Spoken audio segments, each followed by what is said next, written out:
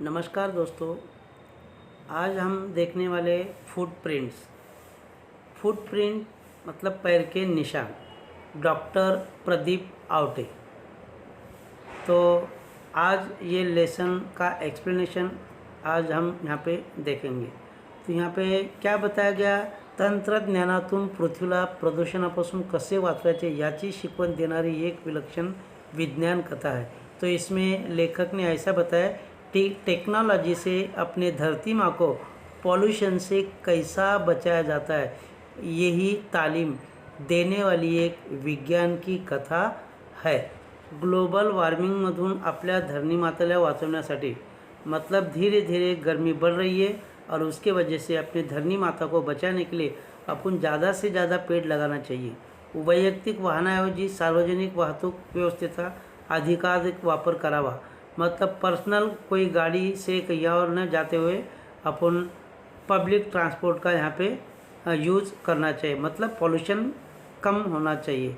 और इसी तरह यहाँ पे ये उसके वजह से अपनी कैसी जीवन शैली बदल जाएगी, पर्यावरण कैसा बचाना चाहिए, इसी के बारे में यहाँ पे दिया है। तो लेसन में बताया, एक अभिषेक है, अभिषेक का आत्याभाव सुमित है और ये सुमित ने फुटप्रिंट्स नाम का एक ऐप बनाया था और वो ऐप लेके वो अपने अभिषेक के घर पे यहाँ पे आ जाता है। और यही ये लेसन में फुटप्रिंट का क्या यूज़ है वही अपन आज देखेंगे।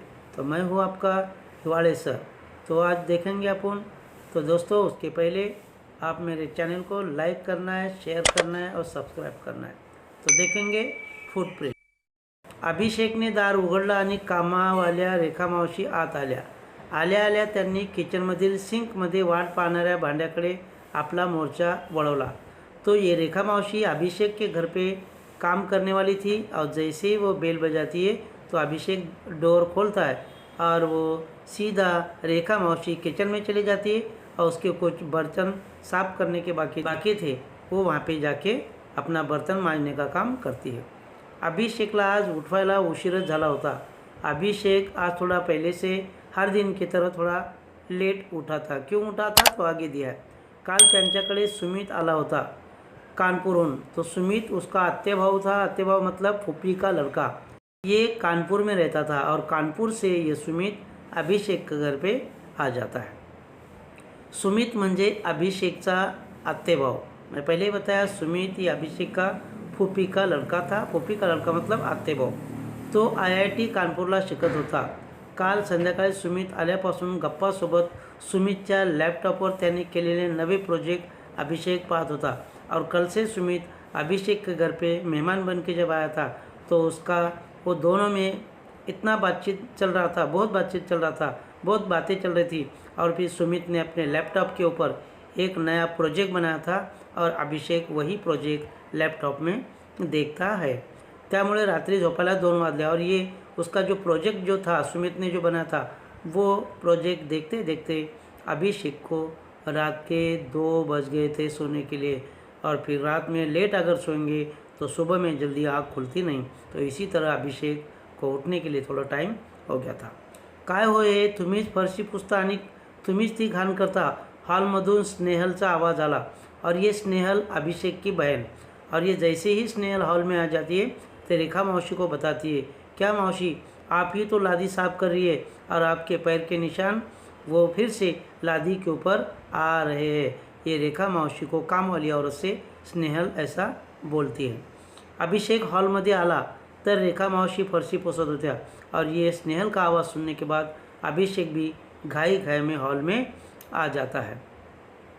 पण मागे त्याच्या पायाचे काळे मळकट ठसे पुसलेल्या फरशीवर उमटले होते। लेकिन जैसे ही अभिषेक वहाँ पे आ जाता है, लादी रेखा मौसी पूछ रही थी, साफ कर रही थी और ये अभिषेक वहाँ पे आ गया तो उसके भी पैर के निशान ये लादी के ऊपर आ जाते। स्वच्छतेची भोगती असलेली स्नेहल त्यामुळे त्रासली होती। और ये स्नेहल जो है ये बहुत साफ़ सफाई करने वाली लड़की थी और उसी के सामने घर में कोई गंदगी फैलाए ये उसको बिल्कुल पसंद नहीं था और इसीलिए बहुत उसको गुस्सा आ गया था।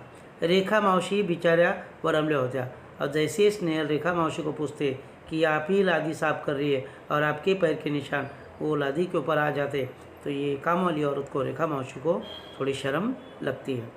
अहो स्नेहाताई, मी कुठे अशीच बसून शना काम करते बाई, शेणामातीत काम करावे लागते आणि आमच्या वस्तीतला रस्ता भी समधा उखड़ला है। तो ये सब बोलने के बाद में फिर रेखा मावशी स्नेहल को बताती, मैं कहाँ एसी में बैठ के काम करती, मेरा घर भी मिट्टी का घर है और गोबर से मुझे लपाई छपाई करनी पड़ती है और हम लोगों के एरिया में जाने वाला जो रास्ता भी सब खड़बड़ हो गया, पूरा खराब हो गया।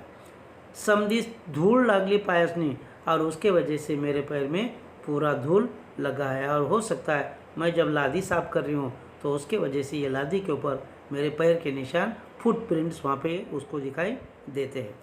आणि 10-10 मिनिटाला हातपाय धुवायला वेळ भी नाही आणि पाणी तर कुठंही बक्कळ।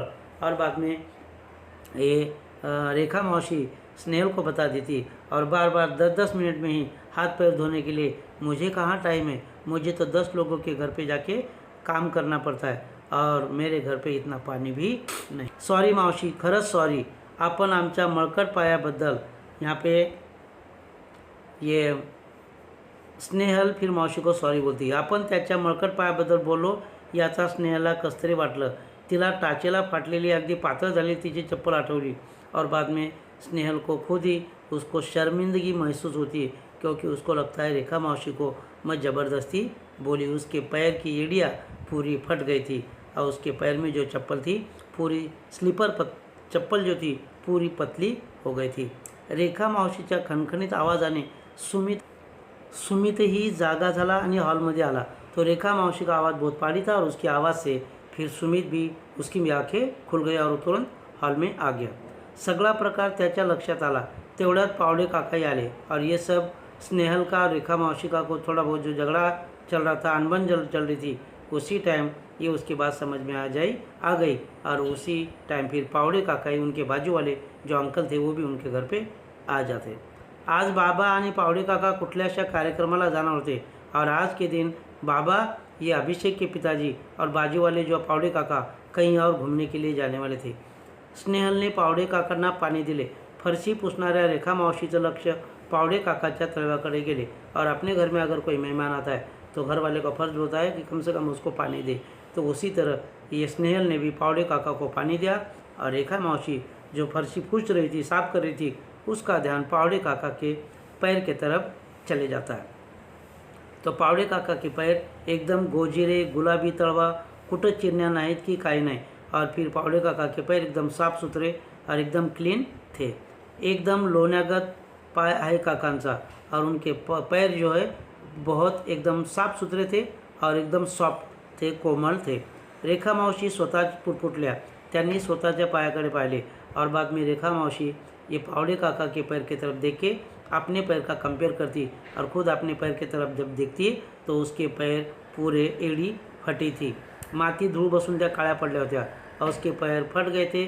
मिट्टी धूल ये एड़ी में फंस गई थी। अभिषेक स्नेहलचे बाबा ही तैयार होऊन हॉलमध्ये आले। बाद में अभिषेक स्नेहल वो सब उसके पिताजी सब लोग फिर हॉल में आ जाते। मामा, मी एक ॲप तयार केला आहे, त्या ॲपच्या सहाय्याने आपण कोणाचे पाय किती स्वच्छ आहेत हे सांगू शकतो, सुमित ने सांगितले।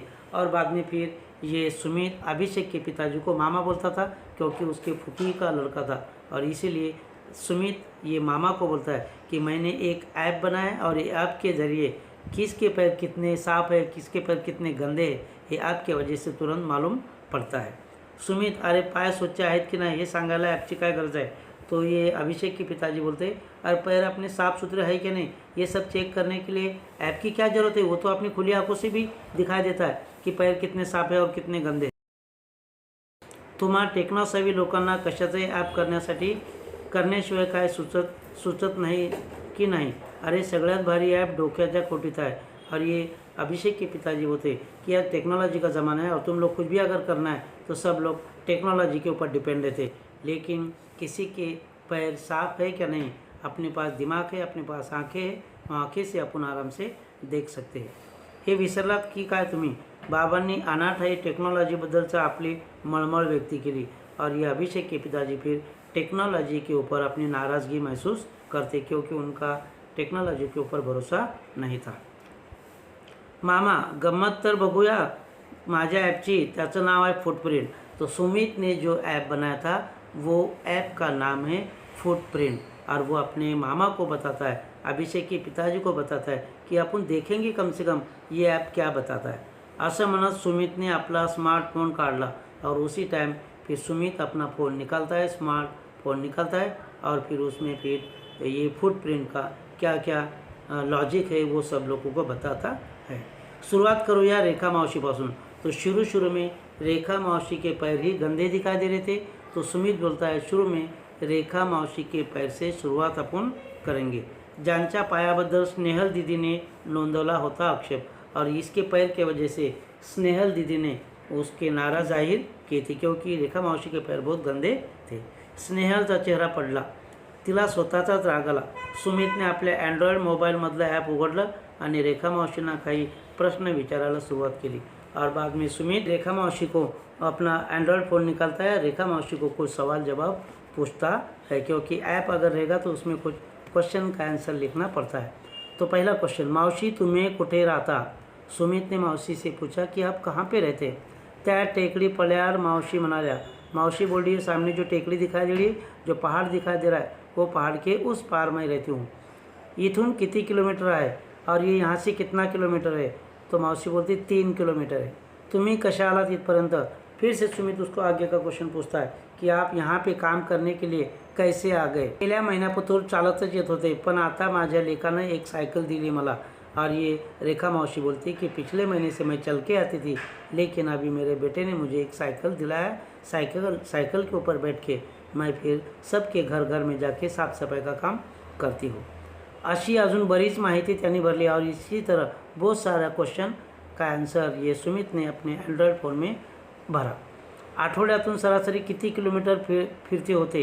ही फिरस्ती तुम्ही कशी करता? आतापर्यंत किती झाडं तुम्ही लावली?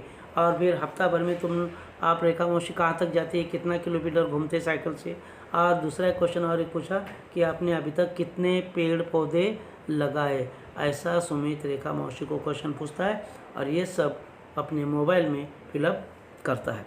रेखा मावशी फिरायच्या पायीच कधी तर सायकलने त्यांच्या युल्याच्या झोपडीपुढे त्यांनी 2 झाडं लावली होती और रेखा मावशी कहीं पे भी जाने का था तो वो पैदल ही चल के जाती थी, लेकिन उसका जो घर था वहाँ पे एक छोटी सी जो झोपड़ी थी, ये झोपड़ी के आगे उसने 2 पेड़ लगाए थे।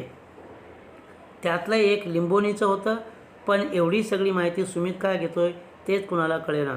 और उसके सामने जो घर के सामने जो पेड़ लगाया था वो लींबूनी का पेड़ था, लेमन ट्री था। लेकिन उसके दिमाग में क्वेश्चन आ जाता है कि ये सुमित इतना सारा जानकारी मेरे से क्यों पूछ रहा है, ये मोबाइल में क्या इतना लिख रहा है, ऐसा रेखा मौसी को लगता है और उसके वजह से वो थोड़ा डर जाती, हड़बड़ा जाती। आणि आता पहा, या आहेत रेखा मौसीच्या फुटप्रिंट और ये मोबाइल में पूरा जानकारी लिखने के बाद में एक मोबाइल के ऊपर 2 पैर के निशान आ जाते, फुटप्रिंट आ जाता है।